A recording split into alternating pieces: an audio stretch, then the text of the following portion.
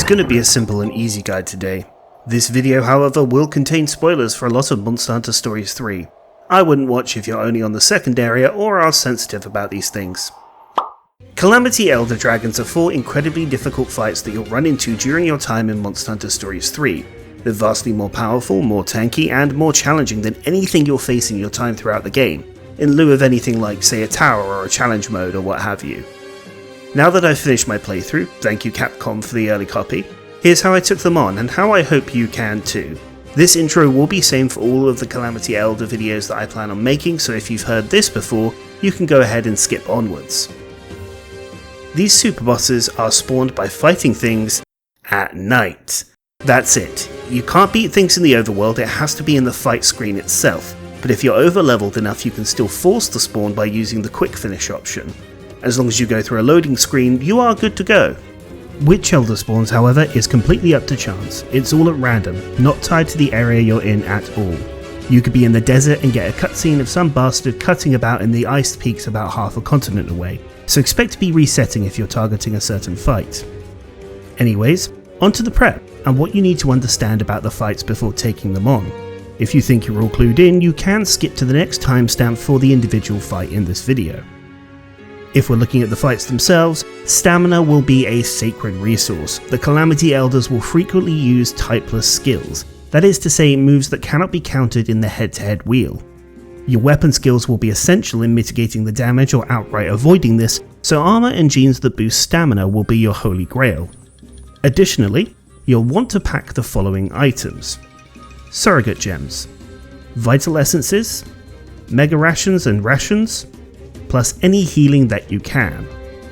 The surrogate gems allow you to avoid one attack, which should be saved for the one-shot AoEs that all of these beasts carry if you find yourself out of stamina. Vital essences are good if you make mistakes and have a free moment to restore your hearts, and the rations will allow you to restore your monstie if you really just need them to stop using second wind for a second. As for gear, my recommendation would be the Gosharag armor, sporting a very wide range of elemental defenses that little to none of the Calamity Elders inflict. Additionally, it comes innately with a health boost and a Wyvernfell boost, plus a bunch of decoration slots. It gets the seal of approval from me. Weapon wise, you want a gun lance and you want a hammer. You can see after your first encounter the elemental weaknesses of each dragon in the Monsterpedia, so make the strongest one of said element available to you, provided that they come with the skills I'll mention next. The reason for these weapon choices are the hammer's Backlash Blitz skill as well as Sweet Spot or Perfect Crush, and your gun lance must have the skill Daring Guard. The Backlash Blitz, much like the gun lance, can apply the guard condition to yourself, which severely mitigates damage and allows you to survive some AoEs, and in Hammer's case, can respond to a survived attack with a counter of its own. The guard condition gives a lovely damage reduction and should not be slept on. If you find yourself facing down a survivable AoE and have some stamina, pop one of these. Conversely, the gun lance skill will increase your guard proportional to an attack and will always leave you with 1 HP. You can use these for big AoEs, it's just a bit stamina heavy. And finally, the thing to remember is really you're going to be looking at draining the Wyvernfell gauge. Remember, these Calamity Elders are a marathon, not a sprint, so your favourite skill is going to be Sweet Spot or Perfect Crush on the hammer. I prefer Sweet Spot as it's a little less stamina intensive. On to the basics of the fights. The Calamity Elders will follow set patterns. Typically they'll open with a massive one-shot and shift between different states that prioritise each colour of the attack wheel, speed, power or tech.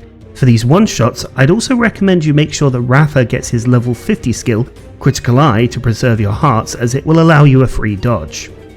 They are largely scripted in terms of what moves they choose, but you can skip moves with clever usage of the Wyvernfell gauge and your own responses including kinship attacks. The fight will be checkpointed with each quarter of HP that you deplete, so if you lose, the Elder will have their health locked to that point next time after you repel them. You still get 1 material anyway, so you can make the weapons and armor after 3 losses, but if you want the lovely rewards of taking down an Elder in one go, that's what we're here for. Oh, and make sure you do the NPC sub-stories. Not only are they adorable and in some cases very sapphic, you unlock a new monstie for your companions. I personally recommend Cora and her second monstie, or Eleanor and her first. Right, got all that then? Brilliant. This will be the standard intro for all of the Calamity Elders going forward, so let's see which one we're taking on today.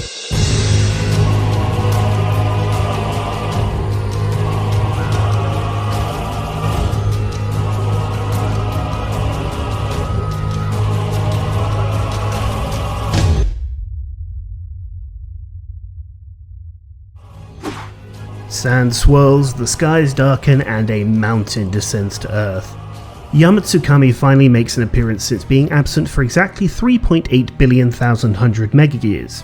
This squidular bastard appears in the desert zone, Tarkuan, accessible from the top of the crystallized Elder Dragon, or alternatively a bunch of updrafts that spawn when it appears. The floating mountain dragon functions very similarly to the crystallized version you fought before, essentially giving players a preview night before the actual boss battle. You still need to take all the precautions outlined in the earlier explanation, as this will be a tough fight. However, I'm confident enough to say that this is the easiest one of the lot. Yama Tsukami seems to inflict mainly physical damage and stays very predictable. This is compounded tenfold, as in its first state it is catastrophically weak to redirection for its single target attacks, so great news! We get to bring our favourite Korra along again. The floating testicle really doesn't like dragon or ice attacks, so I would recommend Deviljho and Lunagoron as our choices for weapons here, especially focusing on the Deviljho gun lance. Of course, if you're trying this early, you may want to look for the best alternative elemental weapon. You can see me use an Aurora Somnicanth here that's been juicing, but really Dragon Element does way more work for your monsties. I mean, look at the difference in the move power with the same type of buffs here. Starting out the fight, you'd like to normally go for your usual critical eye with Ratha and then apply guard procedure. I would also recommend using Backlash Blitz with the hammer to get a little bit of initial damage off. This helicopter AoE that starts the fight can be mitigated magnificently with a guard, so much so that it will barely even leave a scratch. If you're lower leveled, you may want to use higher levels of guard or maybe an evasion skill here. In the first phase, Yama Tsukami will then begin using power attacks, following a very similar procedure as the other elders. One power attack, then one targeted typeless slam, whilst ideally you should be targeting the squishy tentacles to get additional Wyvernfell damage. Korra, as mentioned before, likes to tank this mode exceptionally well, so you're going to have your side of the field missed out a lot of the time. This gives you a wonderful chance to heal or restore stamina for the Steam Burst AoE that comes next, while she takes next to no damage through guarding. Additionally, her Garen Golem loves to do obscene amounts of Wyvernfell damage in the meantime, so really you aren't missing out on much by not getting head-to-heads directed your way. A point to note is that some AoEs can be skipped in their order in fights if you either flinch or activate a kinship attack on the turn that they occur. The Steam Burst is not one of these. Regardless if you get a stagger or get a kinship move, Yama will keep trying to get this move off until it succeeds. Luckily, it's not a severely dangerous move in terms of damage, but the potential defense down debuff coming along with it spells trouble for your survivability, so you may want to mitigate this with some armor skins or, if you have it unlocked, the absolute evade skill. Yama stays in this state after the Steam Burst, however it now includes AoEs in its head-to-head attacks. The Tentacle Vortex and Troublesome Body Slam target the entire party, which means losing a head-to-head means taking chip damage for the whole team. You're going to have to pay very close attention if your partner is lining up this response, as if they blunder the head-to-head, you're all going to suffer. You have to make sure that your health is topped off if you know the AI is going to screw you, but to lessen that likelihood, make sure that you adjust the partner AI options in the menu to make sure they attack the same parts as you. I personally have seen way more success with this option. After a period of time, or when both tentacles are broken, Yama Tsukami will shift phases, where it opens its mouth and attempts its best Kirby cosplay. Here, a new hit zone for the mouth will appear, which rewards you with a topple if broken.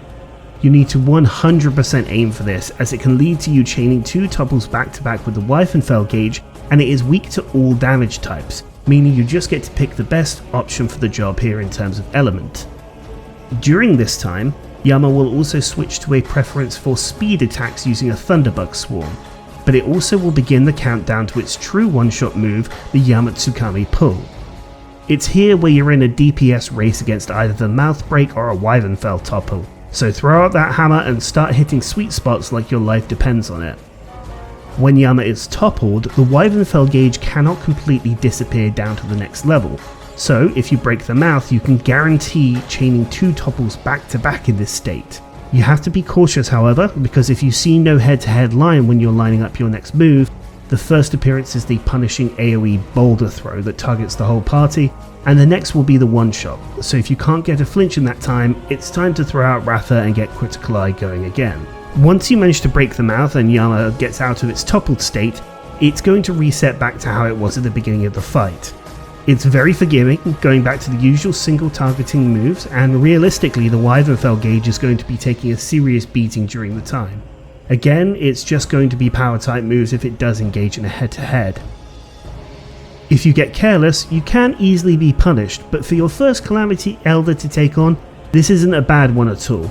Again, it's a matter of attrition, and as long as you can get that stagger before the one-shot, you're all good. Your rewards, however, are a little bit shabby. You do get a decent non-elemental gun lance out of it, but for whatever reason, no armor set that I've seen. That to me is an incredibly odd choice, seeing as some other elders do give you armor as well as weapons. I don't understand why they've done this. I mean, I get that having this guy as a monster, whilst it could be hilarious, would be impractical, but no armor? Very, very bizarre choice. At least the True Slayer is the easiest out of the lot and should start you out getting that brand new decoration. That's it though, Yama is quite simple, quite forgiving, however stay on your toes if you're at some of the lower levels. Again, I wouldn't really recommend trying this until you're maybe about level 60 or so. I hope that this brief guide helped you, and that is the second of the elders that I've uploaded. Hopefully we're going to get to do more. Yama is the best first elder to take on for sure. Let me know how you handled it and if this helped, and let me know if there's anything you think I've missed. Hope you have a good one. Cheers guys, see you later.